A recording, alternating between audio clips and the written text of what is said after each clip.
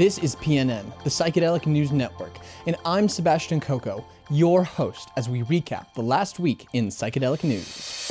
Psychology Today released an article on why psychedelic therapy needs specially trained therapists. Psychedelic-assisted therapies, or PATs, are on the verge of being widely legalized for treating mental health disorders around the world. More therapists need to be trained to meet this growing demand, and the therapist training standards are needed in order to ensure safety and improve outcomes as PATs become more widely available.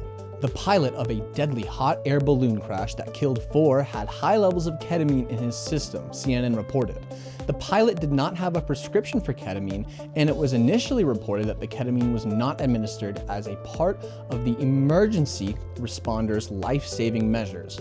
The report was soon revised to indicate that the ketamine in the pilot's system was indeed due to the efforts of first responders to stabilize him.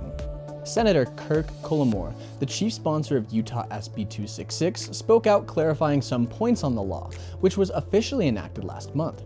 SB 266 creates a pilot program that allows mdma and psilocybin to be administered at 2 different health systems.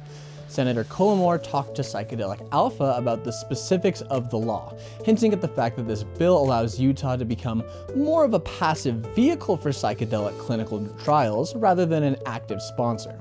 Finally, a former minister of the British Labour Party says there is enough evidence for magic mushrooms to enter the National Health Service, or NHS. Charlotte Nichols, a former shadow minister for women and equalities within the Labour Party, was forced to step down from her role in 2021 due to her struggle with PTSD. Her investigation into the presently available research has given her hope for a real treatment for her PTSD, and she is using this research and experience to urge Parliament to consider allowing therapists to prescribe their patients psilocybin. Thank you all for watching. This has been the Psychedelic News Network, reporting on April 1st through 7th. Have a great day and an even better trip.